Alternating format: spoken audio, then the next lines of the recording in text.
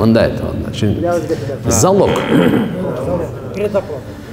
Залог маселеси туғандар қараңыздар, залог маселесінде ислам принцип қаржылосында мындай жере бар. Мен сіздің мисалы үйіңізді алам дедім. Үйіңізді қанша? Алам дедім. Ошоға сіз менен залог сұрадыңыз. Өзі бағаладық $100,000, бирок $10,000 мен бердім. Мақұл? $10,000. Эми бұл жерден мен айнып кеттім. Ошондо эми $10,000 сизде қалып кетет да. Ушул сөз ушундайбы? Онда қалып кетет. Бул жакшы эмес, кайтарып бериш керек. Бунун үйүнө эч кандай зыян болгон жок. Эгерде бул помидор алып келип алган, 1 КАМАЗ, мен айттым ушу 100,000 сомго деле токтоп, мен алам 10,000ге деп, помидор эзилип кетти, зыян тартып атат да, ошондо алып калса болот. Зыян тартылбай турган нерседи алса болбойт.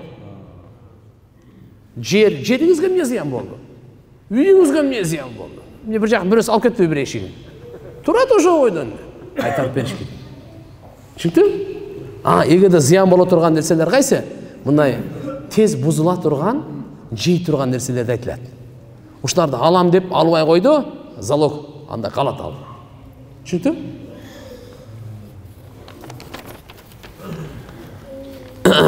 Курбандык жөнүндө.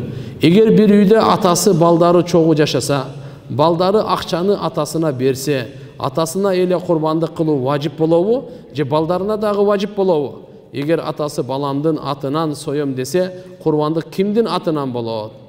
Мындай айтасыңар. Атасы бай болсо, нисапка жетсе, өзүнчө важип болот. Бай баласы нисапка жетсе, өзүнчө важип болот. Эми карап туруңуз. Баласы только тапканын атасына берип атат. Атасы алып атат. Баласыныкы акчасы өзүнүкү, топ-топ кийин мага берес деген жок. Ата бул сиздики. Мен кызмат кылып атам болду. Бул балага нисап жокпу? Буга важип болбойт. Үйдө бирөөнө эле важип болот. Эгерде атама берип атам, ата топтоп коюңуз, мага берес. Мен азыр жоготуп берем. Тияк биякта бир нерсе жеп коем. Топтоп атам да.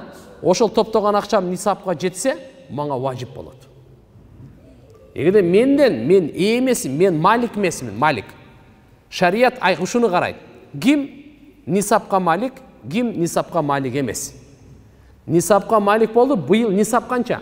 Быйыл нисап 249,000 сом. Алтын менен чакканда айырма болуп атат, 85 граммды берип атышат. Кандай болбосун, мисалы нисапка.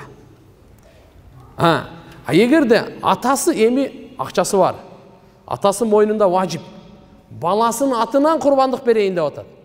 Бул баласынын атынан курбандык бергени, ал важип эмес эле, мойнундагы важипти аткарган жок өзү.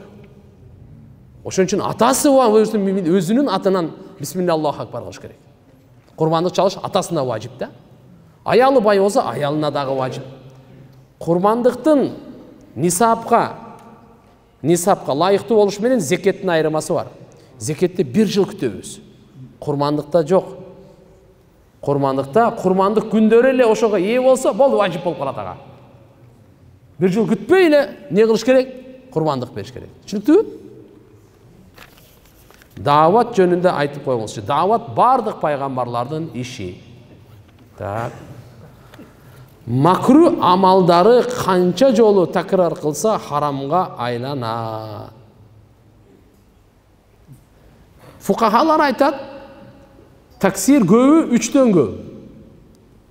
Макру. 3төн көбү болса айланат дейт. Бирок мынандай, кээ карахат бар, тахримилер бар. Танзихилер 3төн көп болсо деле харамга айланбайт, алганча болсо да. Харам, макру.